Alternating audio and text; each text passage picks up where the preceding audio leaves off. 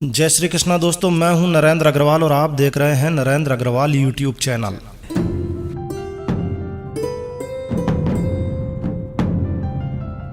तो दोस्तों, सावन का महीना चल रहा है और रक्षाबंधन आने वाला है। रक्षाबंधन एक हिंदू और जैन त्यौहार है।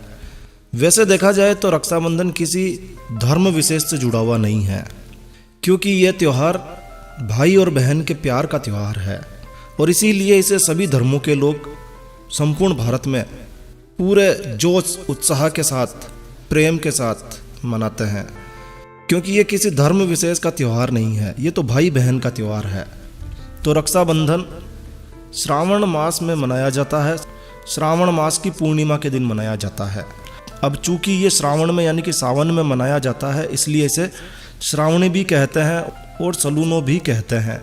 रक्षाबंधन में राखी या रक्षा सूत्र का सबसे अधिक महत्व माना जाता है। तो आज इस वीडियो में हम आपको रक्षाबंधन कैसे शुरू हुआ, रक्षाबंधन की पौराणिक कहानी क्या है, यही जानकारी शेयर करने जा रहे हैं। इसके अलावा रक्षाबंधन कैसे मनाया जाता है, ये जानकारी भी हम संक्षेप में आपके साथ शेयर करेंगे। तो पूरा वीडियो देखिए, बड़ा ही रोचक वीडियो बनाया है। तो आइए शुरू करते हैं। तो शुरुआत करते हैं सबसे प्राचीन और पौराणिक कहानी से। ये बहुत समय पहले की बात है। देवताओं और असुरों के बीच में भयंकर युद्ध चल रहा था। बरोबर की टक्कर थी, ना देवता पीछे हटे ना असुर पीछे हटे। तो ये युद्ध लगातार 12 वर्षों तक चलता रहा, लेकिन इसका कोई निर्णय नहीं हो पा रहा था। तो अंत में असुरों ने देवताओं पर विजय प्राप्त कर ही ली और देवराज इंद्र के सिंहासन सहित तीनों लोकों को जीत लिया। अब तीनों लोकों पर असुरों का राज्य था। हारे हुए इंद्र देवताओं के गुरु बृहस्पति के पास गए और उनसे सलाह मांगी कि अब क्या करें, अब तो हार चुके हैं। तब बृहस्पति ने उन्हें मंत्र उच्चारण के साथ रक्षा विधान करने के लिए कहा। बृहस्पति ने उन्हें बताया, श्रावण मास की पूर्णिमा के दिन रक्षा विधान का संस्कार प्रारंभ करो। और इस रक्षा विधान के दौरान मंत्र उच्चार से उन्होंने एक रक्षा पोटली तैयार की और उस रक्षा पोटली को मंत्रों से मजबूत किया। पूजा के पश्चात इस पोटली को देवराज इंद्र की पत्नी शची, जिन्हें इंद्राणी भी कहा जाता है, इंद्राणी ने इस रक्षा पोटली को देवराज इंद्र के दाहिने हाथ पर बांध दिया। और फिर देवराज इंद्र ने असुरों पर आक्रमण किया और फिर इस रक्षा पोटली की शक्ति से उन्होंने असुरों को हरा दिया और अपना खोया हुआ राज्य तीनों लोग वापस प्राप्त किए। वर्तमान में ये त्यौहार भाई बहन के प्यार का पर्यायवाची बन चुका है। कहते हैं कि रक्षाबंधन भाई बहन के पवित्र रिश्ते को और गहरा करता है। एक ओर जहां भाई बहन के प्रति अपने दायित्व को निभाने का वचन देता है, वहीं दूसरी ओर बहन भी भाई की लंबी उम्र के लिए व्रत उपवास रखती है। इस दिन जो बहन अपनी भाई की कलाई पर जो राखी बांधती है, वो सिर्फ रेशम का डोरा या धागा मात्र नहीं होता है, बल्कि वो एक अति पवित्र रक्षा सूत्र होता है, जो भाई बहन के अटूट और पवित्र प्रेम का बंधन होता है। रक्षा पोटली जैसी शक्ति भी उस साधारण से नजर आने वाले धागे में मौजूद होती है। इसके अलावा एक कहानी और है। एक बार भगवान श्री कृष्ण के हाथ में चोट लग गई तो खून निकलने लगा, खून की धारा बहने लगी। उस समय द्रौपदी वहां मौजूद थी। द्रौपदी से यह देखा नहीं गया। उसने तत्काल अपनी साड़ी का पल्लू फाड़ा और भगवान श्री कृष्ण के हाथ में बांध दिया राखी के रूप में। जैसे ही उन्होंने रक्षा सूत्र बांधा, खून बहना बंद हो गया। तब भगवान श्री कृष्ण ने इस रक्षा सूत्र का कर्ज ऋण चुकाने के लिए जब दुशासन के द्वारा द्रौपदी का चीर हरण किया गया, तब श्री कृष्ण भगवान ने द्रौपदी का चीर बढ़ाकर इस बंधन का उपकार चुकाया और वहीं से रक्षा सूत्र बांधने की परंपरा चल निकली, यानी कि रक्षाबंधन का त्योहार बना। इसके अलावा एक कहानी और है। एक बार राजा बलि रसातल में चला गया और तब बलि को महसूस हुआ कि भगवान को तो मेरे यहाँ पर होना चाहिए। और तब बलि ने हजारों वर्षों तक भगवान की तपस्या की, भगवान विष्णु की तपस्या की। और जब भगवान प्रसन्न हुए तो उन्होंने भगवान से दिन रात अपने सामने अपने यही महल में रहने का वचन ले लिया। अब भगवान वचनों में बंध गए, तथास्तु बोलना पड़ा। भगवान घर लौटे नहीं, क्षीर सागर में गए ही नहीं। उधर माता लक्ष्मी परेशान कि भगवान तो वरदान देने गए, अभी तक लौट के नहीं आए, चक्कर क्या है। नारद जी से पता किया, बोले भगवान ने तो आशीर्वाद दे दिया, वरदान दे दिया, वो तो वहीं रहेंगे, बलि के वहीं रहेंगे। तो भगवान के घर न लौटने से माता लक्ष्मी परेशान हो गई। तब नारद जी ने उन्हें एक उपाय बताया। नारद जी ने कहा कि आप राजा बलि के पास जाओ, पूर्णिमा के दिन, श्रावण मास की पूर्णिमा के दिन रक्षा सूत्र बांधकर अपना भाई बना लो। माता लक्ष्मी ने वैसा ही किया और अपने पति भगवान विष्णु को बलि के यहाँ से लेकर अपने साथ आई। और उस दिन श्रावण मास की पूर्णिमा की तिथि थी। और इस प्रकार श्रावण मास की पूर्णिमा के दिन बहनें भाइयों को रक्षा सूत्र बांधने लगी।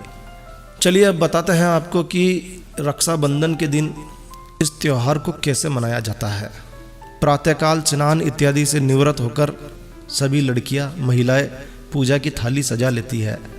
वैसे तो आप सभी को ये चीज़ मालूम ही होगी, लेकिन जो दर्शक, हमारे व्यूवर्स जो कि अन्य देशों से हैं, उनके लिए ये काफ़ी रोचक जानकारी होगी।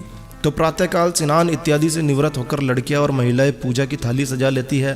थाली में तरह तरह की रंग बिरंगी राखियों को रखा जाता है, रोली और हल्दी रखी जाती है, चावल, दीपक, मिठाई और कुछ पैसे भी रखे होते हैं।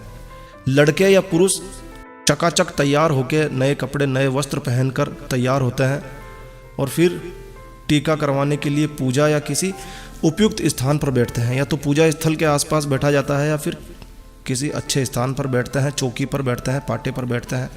सबसे पहले अभिष्ट देवता की पूजा की जाती है। जो उनके घर के देवी देवता होते हैं उन्हें याद किया जाता है, उन्हें राखी बांधी जाती है। इसके बाद रोली या हल्दी से भाई का टीका किया जाता है। बहनें पूर्ण प्रेम प्यार भाव से भाइयों को टीका लगाते हैं। हल्दी से या रोली से टीका लगाया जाता है और फिर चावल लगाए जाते हैं और सिर पर छिड़के जाते हैं थोड़े से चावल। फिर बहन अपने भाई की आरती उतारती है और फिर दाहिने हाथ की कलाई पर राखी बांधी जाती है। राखी भाई की पसंद से बांधी जाती है, ऐसा कुछ नहीं है, ये बच्चों के लिए है। और बहन फिर पैसों से न्यौछावर करके उन पैसों को गरीबों में बांट देती है। और फिर भाई अपनी सामर्थ्य के अनुसार बहन को उपहार या धन देते हैं। और इस प्रकार रक्षाबंधन के अनुष्ठान को पूरा करने के पश्चात भाई बहन आपस में साथ बैठकर भोजन करते हैं। प्रत्येक पर्व की तरह उपहारों और खाने पीने के लिए इस दिन विशेष पकवान बनाए जाते हैं। आमतौर पर दोपहर का भोजन काफ़ी महत्वपूर्ण होता है क्योंकि रक्षाबंधन दोपहर में ही मनाया जाता है।